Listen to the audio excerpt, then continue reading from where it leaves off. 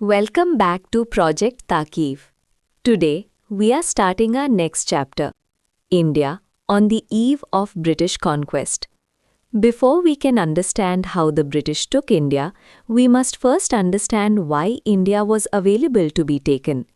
In this series, we are looking at the 18th century, a century of great transitions. It is a period that many aspirants find confusing, but for the UPSC, it is where the most critical concepts are hidden.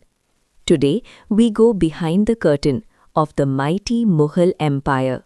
We will witness its hollowing out from the inside. This isn't just a list of kings. This is a study of systemic collapse. If you want to understand the vacuum that the East India Company eventually filled, this lesson is your starting point. Let's begin our analysis of India on the eve of British conquest. Before we look at the British conquest, we must understand the state of the land they were about to enter. The first half of the 18th century saw the decline of the mighty Mughals. For almost 2 centuries, they had been the envy of their contemporaries. But by the reign of Aurangzeb from 1658 to 1707, the foundation began to crack. It is often argued that Aurangzeb's misguided policies weakened the stability of the state. The decline gained momentum after his death, fueled by wars of succession and weak rulers. Take Muhammad Shah, for example. Though he ruled for a long spell of 29 years, a revival of the imperial fortunes did not take place. He was, quite simply, an incompetent ruler. During his reign, we see the empire fragmenting. Independent states began to emerge: Hyderabad, Bengal, Awadh, and Punjab. While local chiefs asserted their independence, the Marathas began to make their bid to inherit the imperial mantle. External challenges. In the absence of internal strength, the Mughals could not put up a tough front against external challenges. The northwestern borders had been neglected. The later Mughals expended very little effort in protecting them. Then came the invasions. In 1738, Nadir Shah, the Persian emperor, attacked India. He conquered Lahore and defeated the Mughal army at Karnal on February 13, 1739. Delhi was looted and devastated. It is estimated that apart from the Peacock Throne and the Kohinoor Diamond, 70 crore rupees were taken from the official treasury and the safes of the rich. Strategically, the loss was even greater. Nadir Shah gained the Mughal territory west of the Indus, including Kabul. India was once again vulnerable to the northwest. This path was followed by Ahmad Shah Abdali. He invaded India several times between 1748 and 1767. The Mughals tried to buy peace by ceding Punjab, but Abdali captured Delhi in 1757. He recognized Alamgir II as the emperor but left behind Najib-ud-Dawla as his personal agent. The conflict reached its peak in 1761 at the Third Battle of Panipat, where Abdali defeated the Marathas, ending their ambition of ruling over India. The mystery of Panipat. Why were there so many empire-shaking battles at Panipat? Located in present-day Haryana, between the fertile plains of the Ganga and Indus, this ground has decided the fate of India many times. In 1526, Babur and Ibrahim Lodi laid the foundation of the Mughal Empire. In 1556, Akbar and Hemu decided the continuation of that rule. And in 1761, the Maratha dream was ended by Ahmad Shah Abdali. Why was Panipat the favorite battlefield? First, its strategic location. Invaders from the northwest came through the Khyber Pass. To move a military through deserts or dense forests was too risky, but Panipat was a confrontable ground. Second, its proximity to Delhi.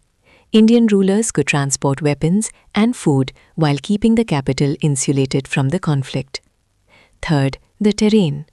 Panipat is flat, perfect for cavalry movement, the main mode of warfare at the time.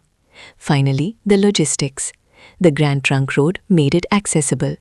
The short monsoon rainfall allowed for longer fighting seasons, and the local artisans were experts in making and repairing warfare materials.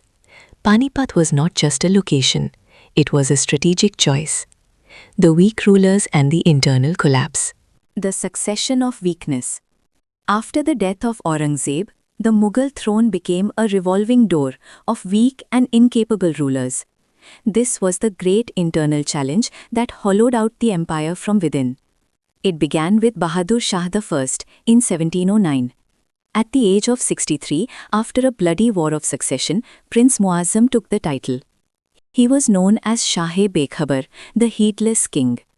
Though he tried a pacific policy, releasing the Maratha prince Shahu and confirming Rajput chiefs, he could not stop the rising tide of rebellion, especially from the Sikh leader Banda Bahadur. Following him came Jahandar Shah in 1712. He ascended with the help of Zulfikar Khan, who became the real power as Prime Minister. It was during this brief reign that the Izara system or revenue farming was introduced and the hated jizya tax was abolished. The era of the kingmakers. Then we see the rise of the Sayyid brothers, Abdullah Khan and Hussain Ali, famously known as the kingmakers. They placed Farooq Siyar on the throne in 1713. He is remembered for two things. First, giving farmans to the British in 1717, and second, being the first Mughal emperor to be killed by his own nobles. After the very short reigns of Rafiud-Darajat and Rafiud-Dawla, the Sayyid brothers chose Muhammad Shah. History remembers him as Rangila due to his luxurious and carefree lifestyle.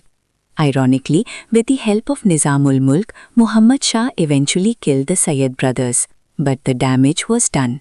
During his reign, Hyderabad, Bengal and Awadh became independent, and in 1739, the invasion of Nadir Shah left the empire shattered. The twilight of the Mughals. The rulers who followed were mere shadows of the past. Ahmad Shah left the state in the hands of the Queen Mother, Udhambai. Alamgir II saw the dawn of British dominance at the Battle of Plassey in 1757. Then came Shah Alam II. His long reign witnessed two decisive battles, the Third Battle of Panipat and the Battle of Buxar. By 1765, under the Treaty of Allahabad, the Mughal emperor became a pensioner of the East India Company. He granted them the Diwani rights, the right to collect revenue for Bengal, Bihar and Orissa. The mighty Mughal was now a protected subject. The final chapters were written by Akbar II, who gave the title of Raja to Ram Mohan Roy, and finally Bahadur Shah Zafar. The revolt of 1857 was the last futile attempt to restore the Mughal mantle. Zafar was exiled to Rangoon, and in 1858, Queen Victoria's declaration legally ended the Mughal Empire. The causes of decline. A great debate. Two perspectives. Why did this colossal empire fall? Historians debate this through two lenses. The first is Mughal-centric, looking at the flaws within the structure of the empire. The second is region-centric, focusing on the turmoil and instability in the different parts of the land. In reality, it was a combination of both. The role of the zamindars. One major factor was the shifting allegiance of zamindars.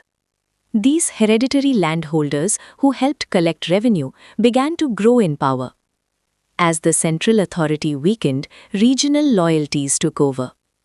Many zamindars helped the nobility carve out independent kingdoms at the expense of the empire. The Jagirdari crisis. Finally, we must look at the Jagirdari crisis. The Mughal rule was essentially the rule of the nobility. But the nobility was divided by religion, homeland and tribe. In the absence of a strong emperor like Akbar, mutual rivalry and jealousy tore the administration apart. The competition for high-yielding jagirs and the struggle for power reduced the prestige of the throne, until there was nothing left but a name. Regional aspirations and the new map of India. The rise of regional defiance. Even during the peak of Aurangzeb's reign, powerful regional groups began to defy the Mughal state. The Jats, the Sikhs, and the Marathas were all in a bid to create kingdoms of their own. While they didn't fully succeed at first, their constant struggle drained the empire's resources and shifted the course of history. Take the Rajputs, for example. Aurangzeb and his successor, Bahadur Shah I, tried to suppress them only to spur them into battle. By the time the later Mughals tried a policy of reconciliation, it was already too late. The trust was broken and the Rajputs no longer felt the welfare of the empire was their own. Then there were the Marathas. What started as a struggle for Maharashtra quickly grew into a pan-Indian ambition. By 1740, they were collecting taxes like Chauth and Sardeshmukhi, and their influence spread across Gujarat, Malwa, and Bundelkhand. The Mughal might were being squeezed from all sides. Economic and administrative decay. But why couldn't the Mughals fight back?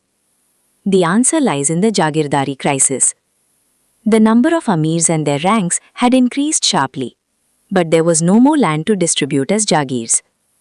Aurangzeb tried to fix this by artificially inflating the recorded income of lands. It was a short-sighted move. The nobles, in a desperate attempt to get that recorded income, began to oppress the peasantry. Soon, both the nobles and the farmers were at odds with the state. The three categories of states. As the center collapsed, three types of states emerged. 1. The successor states. These were Mughal provinces that broke away, like Awadh, Bengal, and Hyderabad. They still nominally respected the emperor, but functioned as independent powers. 2. The independent kingdoms. These arose as Mughal control weakened. States like Mysore and the Rajput states. And 3. The new states. Created by rebels who fought the Mughals directly. The Marathas, the Sikhs, and the Jats. A survey of the kingdoms. In Hyderabad, Kilij Khan, also known as Nizamul Mulk, founded the Azaf Jah House. After defeating the Mughal viceroy in 1724, he took control of the Deccan. In Awadh, Sadat Khan, known as Burhanul Mulk, founded an independent Shia principality. He was eventually succeeded by Safdar Jung. In Bengal, Murshid Quli Khan made the province prosperous and independent. Later, Alivardi Khan took power, paying only a yearly tribute to the emperor while ruling as a king. In Mysore, located at the junction of the Ghats, the Vodayars were eventually replaced by Hyder Ali. He and his son Tipu Sultan would become the most formidable enemies of the British. In the north, the Jats around Delhi and Agra revolted against Aurangzeb's oppression. Under Suraj Mal, the Jat power reached its zenith, stretching from the Ganga to the Chambal. And then the Sikhs. Guru Gobind Singh transformed them into a militant sect. After years of struggle, Ranjit Singh, leader of the Sukur-Chakia Misl, united the Sikhs into a powerful kingdom in Punjab. He modernized his army with European help, but after his death in 1839, the British moved in. However, they had limitations. Most failed to modernize their financial or military systems. They were trapped in constant warfare with their neighbors. They were strong enough to challenge the Mughals, but none, not even the Marathas, could build a stable all-India empire to replace them. Socio-economic conditions. In the 18th century, India was a land of contrasts. Extreme luxury and extreme poverty lived side by side. The common people lived at a bare subsistence level, oppressed by the weight of high taxes and constant war. Yet there is a striking historical note. By most accounts, the life of the Indian masses was actually better in the 18th century. The socio-economic fabric of 18th century India. Agriculture, the burden on the peasant. While the empire crumbled at the top, life in the fields continued through the hard labor of the peasants. Technically, agriculture was backward, yet the produce supported the entire society. But the tragedy was that the hard-working class seldom enjoyed the fruits of their labor. They were forced to pay exorbitant amounts to the state, the zamindars, the jagirdars, and the revenue farmers. Even though life was difficult, historians note that this burden would only worsen under the later British rule. Trade and industry, the sink of precious metals. India at this time was remarkably self-sufficient. Because of its rich handicrafts and agricultural abundance, India did not need to import foreign goods on a large scale. On the other hand, the world was hungry for Indian products. Our exports were much higher than our imports. The balance of trade was settled by the massive import of silver and gold. This earned India a famous title, the sink of precious metals. What did we bring in? From the Persian Gulf, pearls, raw silk, and dried fruits. From Arabia, coffee and gold. From China, tea, sugar, and porcelain. And from Europe, woolen cloth, copper, and iron. And what did we send out? The world coveted our cotton textiles, raw silk, indigo, and spices. Textile centers like Dhaka, Murshidabad, Surat, and Varanasi were world-renowned for their craftsmanship. Even the shipbuilding industry flourished. Andhra, Bengal, and Maharashtra led the way. In fact, the European companies were so impressed that they often bought Indian-made ships for their own use. The status of education. Education in the 18th century remained traditional. It focused on literature, law, religion, and logic. But it lacked the rapid scientific and geographical developments happening in the West. Elementary education was widespread. Hindus studied in pathshalas and Muslims in maktabs. Higher education was centered in tols or chatushpatis for Sanskrit and madarsas for Persian and Arabic. Persian, being the court language, was learned by both Hindus and Muslims alike. The societal setup, caste and community. The society was characterized by a traditional outlook and a degree of stagnation. Though there was a broad cultural unity, the people were divided by caste, religion, and tribe. Caste was the central feature of Hindu life, fixing one's place in the social scale. But interestingly, it wasn't always rigid. Exceptions occurred, and in some parts, caste status remained fluid. Even among Muslims who believed in social equality, divisions existed. Noble families, the Sharif, often looked down upon the lower-class Ajlaf Muslims. Religion, race, and status remained powerful dividers. Position of women. In a primarily patriarchal society, women possessed little individuality. Upper-class women remained in purdha, while lower-class women worked in the fields to support their families. Customs like sati, child marriage, and polygamy hindered progress. The plight of widows was particularly harsh. Though sensitive rulers like Raja Savai Jai Singh tried to promote widow remarriage, these efforts largely failed. The menace of slavery. Slavery was prevalent across India. Economic distress and famines often forced people to sell their children. However, Indian slavery was generally hereditary service. Slaves were often treated as domestic servants, and their children were considered free citizens. But the arrival of Europeans changed this. They turned human lives into a trade, purchasing slaves from Bengal and Bihar to be sold in European and American markets. Art, architecture, and culture. As the Mughal center declined, talent migrated, seeking patronage in new regional courts. In Lucknow, Asaf-ud-Daula built the magnificent Bada Imambara. In Jaipur, Savai Jai Singh built the Pink City and 5 incredible astronomical observatories, preparing the Jij Muhammad Shahi timetables to study the stars. This was also a golden age for literature. The Urdu language blossomed, with poets like Mir and Sauda. In the regions, we saw the romantic epic Heer Ranjha in Punjabi and the sitar poetry in Tamil, which protested against the abuses of the caste system. Even in decline, the spirit of Indian creativity refused to fade.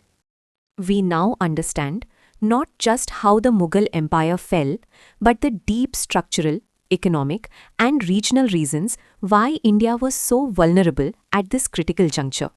we have seen the transition from a centralized imperial power to a fragmented map of regional aspirations. In our next session, we will shift our focus to the expansion and consolidation of British power in India. Keep your notes ready, and we will meet in the next lesson of Project Taqeef, our Modern History of India series. If you found this strategic overview helpful, please like, subscribe, and share this journey with your fellow aspirants. If you have any questions regarding what we have discussed today, be it about the Jagirdari crisis or the unique nature of Panipat as a battlefield, drop a comment below. I will be personally addressing your doubts to ensure your conceptual clarity is absolute. Regarding structured notes and comprehensive study material, stay tuned. I will be sharing exciting updates on how to access them in our upcoming videos. Finally, as a thank you for joining Project Taqeef at the very beginning, there will be a special reward for our early subscribers, specifically designed to aid in your UPSC preparation. Until next time, keep studying, stay curious, and I will see you in the next lesson.